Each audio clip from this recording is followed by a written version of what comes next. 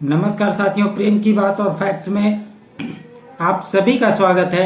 उम्मीद करता हूं आप सभी बेहतर होंगे। दोस्तों, पहलगाम अटैक के बाद जिस प्रकार से भारत ने ऑपरेशन सिंदूर के माध्यम से पाकिस्तान के आतंकी ठिकाने पर और पाकिस्तान के एयरबेस पर हमले किए और साथ ही साथ जो सबूत इस देश की जनता को दिखाया गया, इससे कई राजनीतिक दल की राजनीति करने की मंशा पे पानी फिर गई। उसी में से एक जो प्रमुख विपक्षी दल है वो है कांग्रेस पार्टी। आपने देखा होगा कि जब सर्वदलीय बैठक हुई तो उसमें कांग्रेस ने सरकार के हर फैसले के समर्थन करने का वादा किया, लेकिन साथ ही साथ जब सरकार कोई कार्य कर रही थी तो उस पर राहुल गांधी ने सवाल भी खड़े किए, जबकि हर एक चीज की बाकायदा ब्रीफिंग की गई, बताई गई। उसके बावजूद भी कांग्रेस अपने आदत से मजबूर लगातार सवाल उठाती रही। ये सभी आप जानते हैं। आज मैं जो बात करने वाला हूं वो नेता तो कांग्रेस के ही है, लेकिन कांग्रेस उन पर बुरे तरीके से हमलावर है। उनका नाम है शशि थरूर। शशि थरूर के साथ पिछले कुछ समय से कांग्रेस के साथ कॉन्स्पिरेसी लगातार चली आ रही है और खास करके जैसे जैसे केरल के चुनाव नजदीक आ रहे हैं, ये कांग्रेस खेमे में बेचैनी बढ़ते जा रही है, क्योंकि इसमें कहीं ना कहीं कांग्रेस भी बुरी तरह से फंस गई है। आप जानते हैं केरल से ही आते हैं केसी वेणुगोपाल, जो राहुल गांधी के खासम खास में से एक है, या यूं कहें कि उनके आंख कान सब वही है। जो वो बोलते हैं वही होती है। पार्टी की क्या दशा हो इससे उनको कोई लेना देना नहीं है। खास करके राहुल गांधी के संदर्भ में ये बातें लागू होती है, क्योंकि उन्हें जो चमचाई करता है वही लोग उनके इर्द गिर्द रहते हैं और उसी के अनुसार राहुल गांधी चलते हैं। पहलगाम हमले के बाद सरकार ने ये प्लान किया कि हमने जो किया इसको हम दूसरे देशों में भी बताएंगे, और उन्होंने 7 डेलीगेशन बनाया और उसमें से ऑल पार्टीज जो भारत की है, कई सारे विपक्षी दल के नेता उसको शामिल किया गया और वो विदेश जाकर भारत ने क्या कुछ किया और पाकिस्तान किस प्रकार से आतंकवादी गतिविधियों को बढ़ावा देती है, इसकी पूरी चर्चा की जा रही है। अब इसमें से कांग्रेस का कहना था, नाम मांगा गया था, तो कांग्रेस ने कहा कि हमने जो नाम दिए उसमें से किसी को सेलेक्ट ही नहीं किया गया। इसमें शशि थरूर को एक डेलीगेशन का प्रतिनिधि करने का मौका मिला। उनके साथ कई सारे अन्य लोग भी हैं। साथ ही साथ कांग्रेस के ही पुराने दिग्गज आनंद शर्मा, मनीष तिवारी, सलमान खुर्शीद, ये लोग भी उस डेलीगेशन में हैं जो विदेश गए हैं, लेकिन चर्चा सिर्फ शशि थरूर की हो रही है। ऐसा क्यों? क्या शशि थरूर बीजेपी में शामिल होंगे? यही मैंने आज का टॉपिक रखा है। और जिस प्रकार से पिछले कुछ समय से गतिविधियां हो रही है, वो इशारा इसी ओर कर रही है। और कई बार आपने देखा होगा शशि थरूर के बयानों में भी कि वो स्पष्ट, जब इस बार केरल में चुनाव होने हैं तो वो अपनी भूमिका स्पष्ट रूप से चाहते हैं, और इसके लिए कई बार वो राहुल गांधी से मिले भी, लेकिन उनको स्पष्ट तौर से कोई जवाब नहीं दिया गया। आपको ये भी पता होना चाहिए कि जब कांग्रेस में अध्यक्ष पद का चुनाव हो रहा था, उस समय शशि थरूर ने भी नामांकन किया था।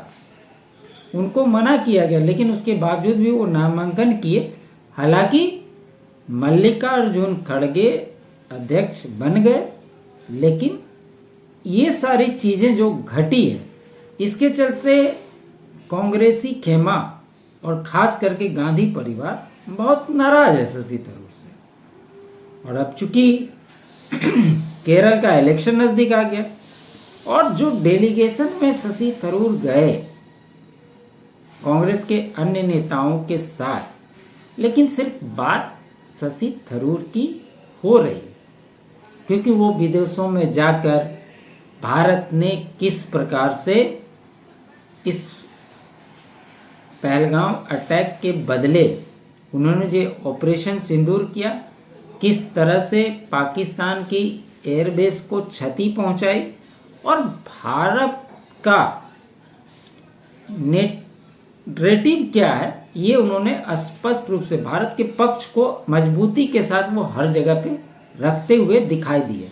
उन्होंने प्रधानमंत्री नरेंद्र मोदी की बड़ाई की, उन्होंने फॉरेन पॉलिसी के बारे में कहा, और आज की सरकार किस प्रकार से काम करती है, या यूं कहें कि आज का नया भारत किस प्रकार से कार्य करता है, इसके बारे में भी उन्होंने खुल करके बात की, जो कांग्रेस को पसंद नहीं।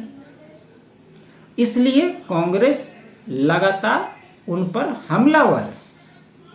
कई सारे नेता खुल करके उनके खिलाफ बयानबाजी कर रहे हैं, क्योंकि कांग्रेस को ये चाहिए था कि वो ऐसे लोगों को भेजे जो भारत और प्रधानमंत्री की बड़ाई और उनके बारे में ना बोले, वो राहुल गांधी के बारे में बोले, वो पाकिस्तान के बारे में बोले, लेकिन बुरी बातें नहीं, अच्छी बातें बोले। मतलब वो प्रतिनिधि मंडल कांग्रेस का ऐसा हो जो ये बताए कि राहुल गांधी ने क्या किया, राहुल गांधी ने सारा प्लान किया, राहुल गांधी ने ही सेना को आदेश दिया, राहुल गांधी ने ही युद्ध करवाया, राहुल गांधी ही जीत गए। वो खुद ही बॉर्डर पर खड़े थे राहुल गांधी, और कांग्रेस यही चाहती थी। और जब से शशि थरूर का नाम सामने आया, कांग्रेस बिलबिला गई। अब केरल में क्या हो रहा है, इसको जरा समझिए। केरल में जो चुनाव होने वाले हैं, वहां पर मुस्लिम और ईसाई समाज, उनके प्रतिशत को अगर आप देखेंगे तो लगभग 18 से 20% ईसाइयों की आबादी है, और 20-22% के आसपास मुस्लिमों की आबादी है। इसका 80% वोट जाता है कांग्रेस को। मुस्लिम लीग के साथ कांग्रेस एलाई पार्टनर है, और जो वक्फ अमेंडमेंट एक्ट 2025 था, मुस्लिम लीग इसलिए नाराज थी कि कांग्रेस को जितना खिलाफत करना चाहिए था, कांग्रेस उस हिसाब से खिलाफत नहीं कर पाई। और वहां पर ईसाई समाज इसलिए नाराज है क्योंकि उन्होंने वक्फ अमेंडमेंट बिल का विरोध किया, क्योंकि केरल में कई सारे ऐसे लैंड हैं जो ईसाई समुदाय के हैं, उसको भी वक्फ संपत्ति घोषित कर दी गई। अब यहाँ पर कांग्रेस मझधार में फंस गई। अब प्लस जिस प्रकार से वहाँ के नेताओं पार्टी को छोड़ रहे हैं, इससे कांग्रेस की चिंता बढ़ गई है। 3 दिन पहले ही सोनिया गांधी के निवास स्थान पे एक बैठक हुई थी और ये कहा जाने लगा कि शशि थरूर जिस प्रकार से बयान दे रहे हैं ये ठीक नहीं है, इनको पार्टी से निकाला जाए। इसके लिए आगे किसको किया गया? उदित राज।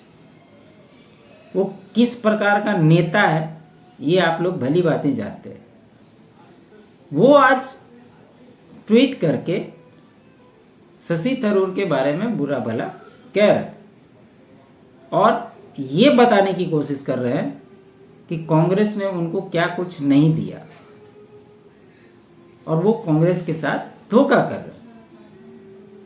तो उदित राज को पहले ये बताना चाहिए, वो तो शशि थरूर की राजनीति तो कांग्रेस से ही शुरू हुई और आज भी वो कांग्रेस के ही नेता हैं, लेकिन उदित राज को बताना चाहिए कि उन्होंने अपनी राजनीति कहां से शुरू की और अभी वो कहां है।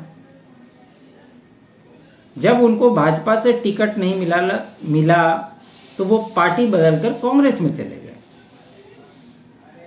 और कांग्रेस ने उनको टिकट दिया बार बार, वो अपना चुनाव नहीं जीत सके, तो ये बेतुका बयान देने के लिए उनको बैठा दिया जाता। आप देखेंगे कई सारे उनके बयान जब से वो कांग्रेस में गए इसी तरह उटपटांग बयान वो देने के लिए जाने जाते हैं और उनको इसी बयानों के लिए आगे भी किया जाता है। यही उदित राज का चाल चरित्र और चेहरा है। अपने आप को दलित नेता कहते हैं, लेकिन उनके लक्षण को अगर आप देखेंगे तो कहीं से भी उनमें कोई एक गुण दिखाई नहीं देगा आपको। तो इसी प्रकार के नेताओं की फौज खड़ी है। थोड़ा सा डिटेल में ये बता दूं कि उदित राज ने क्या कहा। उदित राज ने कहा कितने धोखेबाज कैसे हो गए। बीजेपी के सुपर प्रवक्ता के तौर पर शशि थरूर काम कर रहे हैं। शशि थरूर का मोदी सरकार की तारीफ करना कांग्रेस को नहीं पच रहा है। अब कांग्रेस नेता उदित राज ने ट्वीट करके शशि थरूर को धोखेबाज बता दिया है। उन्होंने ट्वीट करके लिखा कि जिस पार्टी ने आपको इतना सब कुछ दिया है उसके प्रति आप इतने धोखेबाज कैसे हो गए। कांग्रेस सांसद शशि थरूर सरकार की ओर से भेजे गए एक डेलीगेशन का नेतृत्व कर रहे हैं, जैसा कि मैंने आपको पहले बताया, जो कई देशों के दौरे पर है। इस दौरान डेलीगेशन अलग अलग देशों में बता रहा है कि कैसे पहलगाम में आतंकी हमला हुआ और फिर भारत ने उसके जवाब में आतंकियों को किस प्रकार से टारगेट किया। शशि थरूर से लेकर असदुद्दीन ओवैसी तक विपक्षी दलों के सांसद भी पाकिस्तान की पोल खोल रहे हैं। आपने असदुद्दीन ओवैसी को देखा है यहाँ पे किस प्रकार से वो भाजपा के खिलाफ बोलते हैं, इससे तो हर कोई वाकिफ है। लेकिन आज जब देश की बात है तो वो भी उस डेलीगेशन का हिस्सा है और अपनी भारतीयता के नाते, इस देश के नागरिक होने के नाते अपनी बातों को प्रमुखता से रख रहे हैं। साथ ही साथ वो कांग्रेस पाकिस्तान के धागे खोल रहे हैं। ये काबिले तारीफ काम कर रहे हैं असदुद्दीन ओवैसी। उन्होंने ये दिखाया कि राजनीति मतभेद अपनी जगह है, लेकिन जहां देश की बात है वहां वो पहले नेशन फर्स्ट की थ्योरी को अपनाएंगे। ये बात उन्होंने साबित की। अब जैसा कि मैंने बताया कि शशि थरूर चूंकि मोदी सरकार की तारीफ कर रहे, ये बात पच नहीं रहा है। अब उनको धोखेबाज, उनको पार्टी के खिलाफ अविश्वास फैलाने वाला बहुत सारी बातें हो रही है। अब एक बात ये चली कि भाई इससे कांग्रेस हाई कमान नाराज हो गया, और जो बात उन्होंने, एक बात महत्वपूर्ण बात ये कही, आपको याद होगा कि जब सर्जिकल स्ट्राइक हुआ था तो कांग्रेस के और इस देश के लगभग जितने भी विपक्षी दल थे सबने सर्जिकल स्ट्राइक के सबूत मांगे थे। और उस समय कांग्रेस पार्टी ने दावा किया था कि मनमोहन सिंह सरकार रहते हुए कांग्रेस ने भी सर्जिकल स्ट्राइक की थी, और 1-2 बार नहीं 6-8 बार लगभग उन्होंने ब्यौरा दिया। और ये बजप्ते प्रेस कॉन्फ्रेंस के माध्यम से पवन खेड़ा ने इस बात को कहा था कि कांग्रेस के समय में भी सर्जिकल स्ट्राइक हुई थी, उन्होंने कई जगहों के बारे में भी बताया। लेकिन शशि थरूर ने इन बातों को क्लियर तरीके से कंडेम किया और ये कहा कि प्रधानमंत्री नरेंद्र मोदी की सरकार बनने के बाद पहली बार इंटरनेशनल बॉर्डर को भी क्रॉस किया गया और दुश्मन के देश में घुसकर उसको सबक सिखाया गया। अब इससे कांग्रेस की पोल पट्टी खुल रही, इसलिए कांग्रेस और बेचैन है। और चूंकि ये सारी चीज़ें इसलिए हो रही है, जैसा कि मैंने बताया आपको कि केरल में चुनाव है और ईसाई मुस्लिम की लगभग आबादी सेम। अब दिक्कत क्या है, वक्त संशोधन विधेयक में यूडीएफ के कोर वोट बैंक ईसाई और मुस्लिम को आमने सामने खड़ा कर दिया। एक घटना ये घटी कि राजीव चंद्रशेखर के सामने जिस तरह से मुनम्बम के 50 लोग बीजेपी में शामिल हो गए, वह केरल में राजनीति की नई बयार की वानगी माना जा रहा है। भाजपा में शामिल होने वाले ये लोग कांग्रेस और माकपा दोनों से आए हुए। यही नहीं, इस मौके पर इडुक्की जिला कांग्रेस कमेटी के महासचिव भी कांग्रेस छोड़ बीजेपी में आ गए। आने वाले दिनों में इसकी संख्या धीरे धीरे बढ़ सकती है। तो मूल रूप से कांग्रेस की बेचैनी इस बात से है कि केरल में चुनाव कैसे जीता जाए, और जिस प्रकार से कई बार शशि थरूर ने मोदी सरकार की तारीफ की है, इसके चलते कांग्रेस असहज हो जाती है उसके दृष्टिकोण से अगर आप देखें तो। और वो जो राजनीति करना चाह रही थी उसका मौका उसको मिल नहीं पा रहा। इन्हीं सब कारणों से कांग्रेस बेचैन हुई। अब चूंकि आप जानते हैं कि राहुल गांधी जब अमेरिका जाते हैं या कहीं भी यूरोपियन कंट्री में जाते हैं तो भारत के खिलाफ किस प्रकार से बयानबाजी करते हैं। ओवरसीज जो उनके हेड हैं सेम पित्रोदा, अब सवाल है कि वो जाएंगे तो उनको क्या स्क्रिप्ट वो देंगे, क्या वो बताएंगे, जब उन्हीं के पार्टी के नेता कांग्रेस के कार्यकलापों की पोल खोल रहे हैं। ऐसे में अगर कोई बयान राहुल गांधी देते हैं तो उनके ऊपर ही प्रश्न चिन्ह लगेंगे। यही सब को लेकर कांग्रेस की स्थिति खराब होते जा रही है। अब देखिए, अभी तो शशि थरूर विदेश में है, आने के बाद क्या कुछ होता है वो तो समय ही बताएगा।